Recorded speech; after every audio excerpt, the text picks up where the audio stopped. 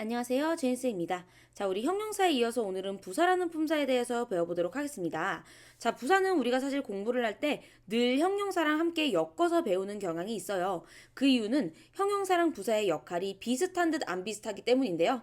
자, 우리 형용사 바로 지난 단원에서 배웠듯이요. 역할은 꾸며주는 역할이었어요.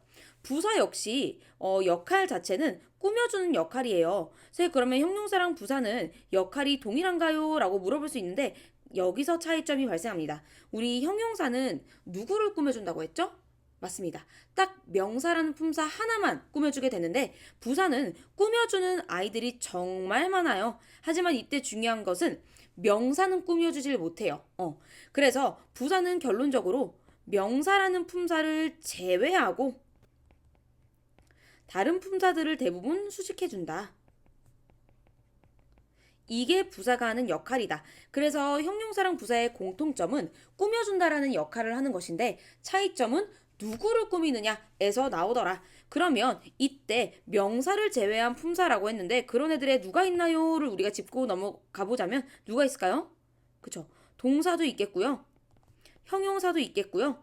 또는 본인과 똑같은 부사 대 부사끼리 꾸며줄 수 있겠고요. 하다못해 문장을 전체 다 꾸며줄 수도 있습니다. 약간 부사는 좀 스케일이 커요. 되게 여러 그리고 다양한 녀석들을 꾸며줄 수 있습니다. 자, 그래서 우리가 부사 같은 경우는 여기 포인트 5를 보면 알 수 있듯이 꾸며주는 역할을 하는 앤데 이때 중요한 거는 누구를 꾸며주냐냐. 동사도 꾸미고 형용사도 꾸미고 부사도 꾸미고 문장 전체도 꾸민다. 한마디로 부사란 명사를 제외하고 꾸며준 역할을 한다. 이게 가장 중요한 포인트다. 라고 봐주시면 되겠습니다. 자, 그래서 옆쪽에서 우리가 조금 더 자세한 내용 한번 같이 다뤄보도록 할 건데요. 부사란 주로 이렇게 여러 요소들을 꾸며줄 수 있지만 대부분은 동사나 형용사를 꾸며주는 역할을 한다. 대부분. 그런데 이때 부사가 형용사를 꾸며줄 때는 형용사의 앞쪽에 위치하게 된다. 이렇게 위치까지 봐주면 좋겠습니다. 자, 첫 번째 한번 볼게요. A baby. 아이가 cry, 울더라. 어떻게 울어? 아주 시끄럽게 울더라. 지하철에서. 근데 이때 시끄럽게라는 부사 자체가 울다라는 동작, 즉 동사를 수식하고 있죠. 그래서 이때 부사는 동사를 꾸며주는 경우네 라고 봐주시면 되겠습니다. 두 번째로 too strong sunlight. 아주 강한 햇빛이 좋지 않다. 누구에게? 우리 피부에게. 근데 이때 to라는 부사는 아주 강한 해가지고 강한이라는 형용사를 꾸며주고 있죠. 그래서 이때 부사는 형용사를 꾸며주네. 근데 우리가 형용사 꾸며줄 때는 위치가 어떻게 된다? 그렇죠. 부사가 형용사의 앞에 등장하게 된다 했죠. 그래서 지금 to라는 부사도 strong이라는 형용사 앞에 등장하게 된 겁니다.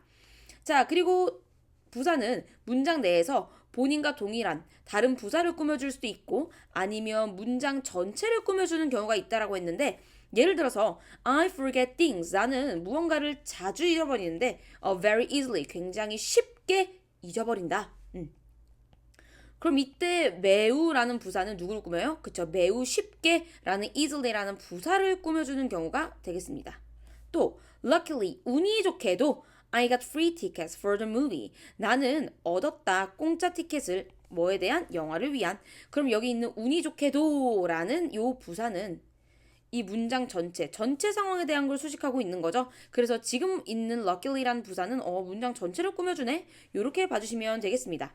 자, 그럼 부사는 대체 대부분 생김새는 어떤가요? 물어볼 수 있겠는데요. 부사는 선생님이 아까 얘기했듯이 형용사랑 잘 엮여서 배운다고 했는데 그 이유는요. 부사는 사실요.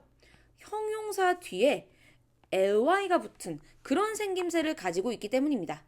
그래서 부사는 100%는 아니지만 대부분은 형용사 뒤에 ly를 붙이면 부사가 된다라고 보시면 되고요. 이때 부사는 해석을 할 때는 주로 뭐뭐 하게 또는 뭐뭐히 그래서 조용하게 조용히 뭐 이런 식으로 해석되는 아이들이 부사고 대부분은 ly가 붙어 있다라고 봐주시면 되겠습니다. 그런데 우리가 이때 암기 필수에도 나와 있죠. 그냥 무조건 ly만 냅다 뒤에 붙여준다고 다 부사가 되는 게 아니에요. 나름 ly를 붙일 때도 우리가 규칙이 있거든요. 첫 번째입니다. 그래도 대부분은 방금 얘기했듯이 형용사 뒤에 ly만 그대로 붙이면 돼요. 그래서 예를 들어서 slowly, loudly, softly, beautifully. 이런 부사들은 우리가 ly를 뗐을 때 slow, loud, soft, beautiful 이잖아요. ly를 떼고 보면 전부 다 형용사죠. 그쵸? 자, 두 번째입니다. y로 끝나는 형용사인데 그냥 y가 아니라 이런 포인트를 체크하세요. 자음 플러스 y로 끝나는 겁니다. 이럴 때는 어떻게 해야 되냐? 우리가 과거 시제를 배울 때도 똑같은 규칙이 있었죠. 해당 y를 i로 우선 바꾸고 그리고 ly를 붙여라. 그래서 happily, luckily, busily, easily인데 자음이라는 것은 아, 에, 이, 오, 우라는 발음이 나는 그런 녀석들을 제외한 애들이 전부 다 자음이잖아요. 그래서 P 자음이고요. K 자음이고요. S 자음이죠. S 자음이죠. 요 녀석들 뒤에 y가 붙은 단어였으니까 y를 떼고 i로 고친 후 ly가 붙여진 형태가 지금 확인 가능하실 겁니다. 그 다음 세 번째입니다. L, E로 끝나는 형용사는 우리가 E를 삭제시키고 그리고 ly를 붙이면 돼요. 그래서 terrible, gently, simply 얘네 전부 다 terrible, L 뒤에 E가 있었던 애고요. gentle, L 뒤에 E가 있었고요. simple, L 뒤에 E가 있었는데 E가 전부 다 삭제되고 그냥 ly가 붙은 거 확인 가능하시고요. 네 번째입니다. 요게 이제 중요한 내신에 잘 나오는 포인트가 되는데요. 형용사일 때랑 부사일 때 모양의 변화 없이 그대로 부사로 연동해서 사용 가능한 단어들이 있습니다. 첫 번째로 바로 late입니다. late는 형용사로는 늦은인데 부사가 될 때는 뜻이 늦게가 되거든요. 근데 late는 부사로 바꾸고 싶어도 ly를 붙여서 lately로 쓰지 않고 그냥 그대로 late를 쓰게 됩니다. 아주 중요합니다. 두 번째 high, 높은, 높게 얘 역시나 우리가 ly를 붙이지 않고 형용사일 때 부사일 때 똑같은 형태로 써주고요. early 얘는 이미 ly가 있죠. 그럼에도 얘 역시 형용사와 부사의 뜻이 둘 다 쓰여서 이 일은 형용사 역할, 일찍이 부사의 역할 둘 다 가능합니다.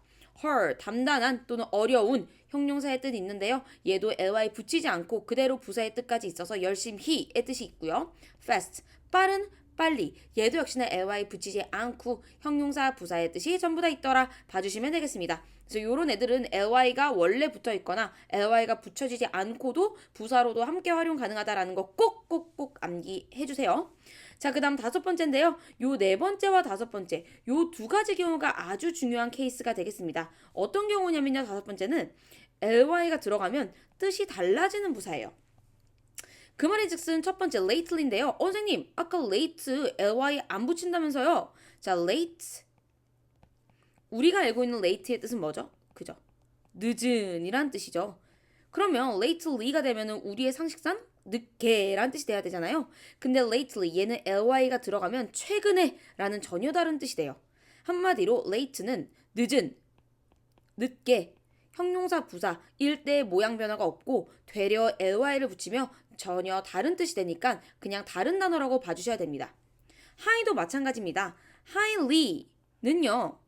우리가 형용사 할 때 부사 할 때 high라고 형용사 부사 형태 똑같다 했잖아요. 즉 얘는 높은, 높게 형부의 역할 다 하는데 ly가 붙어버리면 전혀 다른 뜻 very와 같은 매우란 뜻을 가지게 됩니다. 이렇듯이 우리가 ly가 붙으면 전혀 뜻이 달라진 애들은 따로 빼서 외워야 되겠죠. heard도 마찬가지입니다. hardly 지금 나왔는데 얘의 원래 모양은 hard죠. 원래의 뜻은 어려운 또는 힘든 이게 형용사의 뜻이고 부사의 역할을 할 때는 열심히 이렇게 히로 끝나는 것도 부사였죠. heard는 하나의 모양 가지고 형부의 역할 둘 다 해내요. 그럼 얘도 역시나 되려 ly가 붙었을 때는 뜻이 전혀 다른 뜻으로 돼서 거의 뭐뭐하지 않다라는 부정어의 역할을 하게 됩니다. 이렇게 원래의 뜻이 그대로 유지되는 부사인데 형태가 바뀌지 않는 형용사가 있고요. ly가 붙었을 때 원래의 뜻이 아니라 전혀 다른 의미를 가지게 되는 경우가 있으니까 요 4번과 5번 경우는 반드시 메타노트에 쓰면서 확실히 암기해 오시면 좋겠습니다. 자, 그 다음입니다. 쌤이 얘기했듯이 ly가 붙는다고 무조건 부사다는 아니라고 했죠. 즉 ly가 붙어 있어도 형용사인 그런 단어들이 있으니까 그런 것들은 유의해서 봐주셔야 됩니다.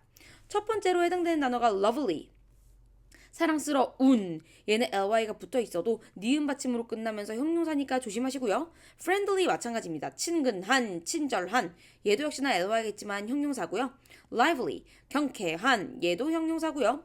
weekly, monthly 주간의, 월간의 형용사고요. elderly 나이 든 형용사고요. 이런 식으로 ly가 붙어도 형용사인 단어도 있으니까 무조건 ly 붙으면 부사다라는 고정관념 버리시고 한번 확실히 해석해 보시면서 형용사인지 부사인지 구별하는 게 필요합니다.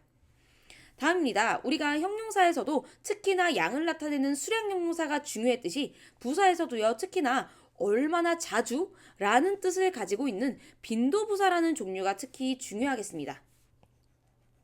자, 빈도부사란 이때 빈도라는 게 얼마나 자주를 나타내는 거잖아요.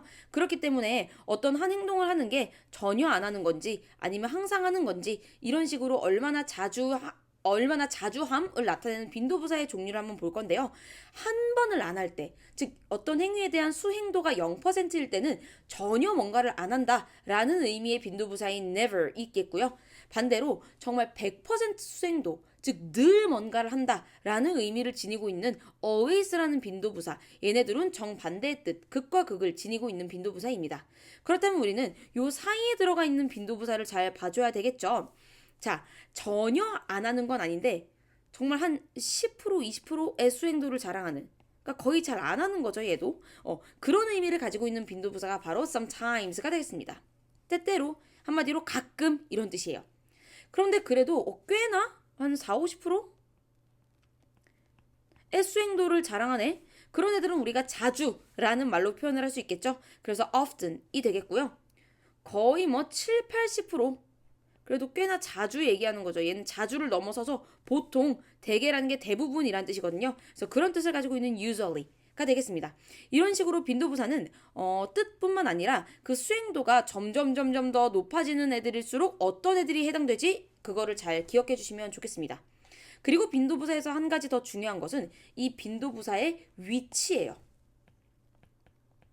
빈도부사라는 녀석이 어떤 의미를 나타내는지 알고 있는데, 그렇다면 그런 빈도부사는 문장 내에서 어떤 자리에 등장해야 되나요? 를 잘 보셔야 되는데, 빈도부사의 위치는 정확히 말하면 그 문장에 사용된 동사가 결정해 줍니다. 그렇기 때문에 빈도부사를 문장 내에 집어넣고 싶으면 우선 어떤 동사가 사용됐는지 그걸 먼저 봐주셔야 됩니다. 그래서 우리가 요거는 사실 앞글자씩 따서 외우는데요. 만약 어떤 해당되는 문장 내에 조동사나 비동사가 쓰였다.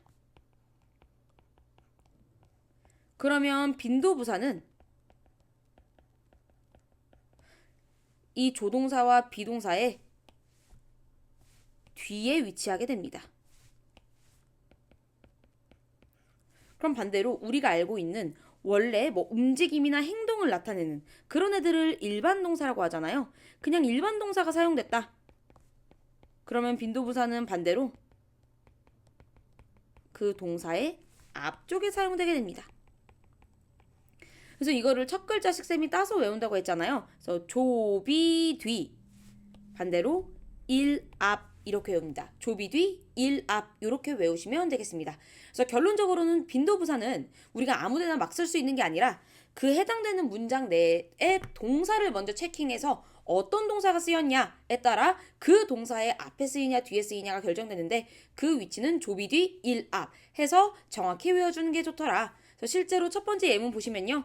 I always arrive. 지금 always라는 빈도부사가 쓰였는데 동사가 arrive예요. 얘는 지금 도착하다라는 일반 동사죠. 그래서 우리 조비 뒤 일 앞 해서 앞쪽에 사용된 거고요.